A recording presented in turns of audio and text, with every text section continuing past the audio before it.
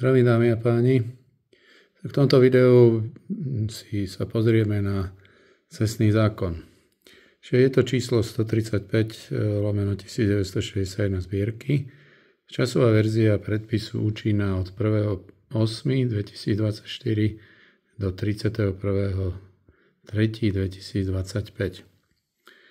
Obsah zobrazeného právneho predpisu má informatívny charakter. Právne záväzný obsah sa nachádza v PDF verzii právneho predpisu. Zdroj je pre informáciu, to je portál Ministerstva spravodlivosti www.slov.lex.sk. Čiže ideme ďalej. Zákon z 30. novembra 1961 o pozemných komunikáciách v zátvorke cestný zákon. No a ten paragraf 19, užívanie pozemných komunikácií pri stavbách. Odsek 1.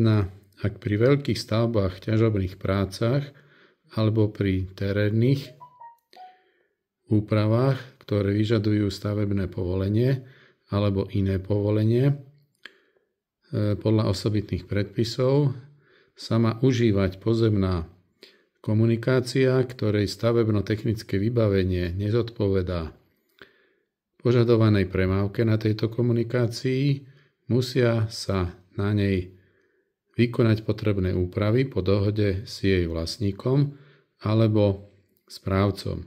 Čiže to môže byť obec, mesto alebo nejaký iný subjekt. Ak vykonanie úprav nie je účelné alebo možné, musí sa vybudovať nová pozemná komunikácia, ktorá zodpovedá predpokladanej dopravnej záťaži. Stavbu novej komunikácie alebo úpravy jestvujúcej komunikácie je povinný zabezpečiť na vlastný náklad ten, kto túto potrebu vyvolal. Bodka. Čo to znamená v praxi?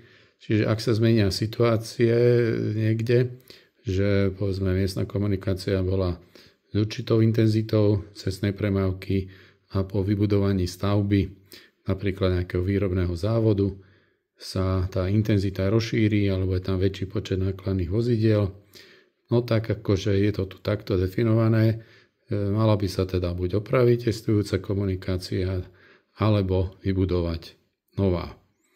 Tak je to v tomto zákone. A pre mňa je to jasné, že ako sa má postupovať. Tak všetko, fajnový deň.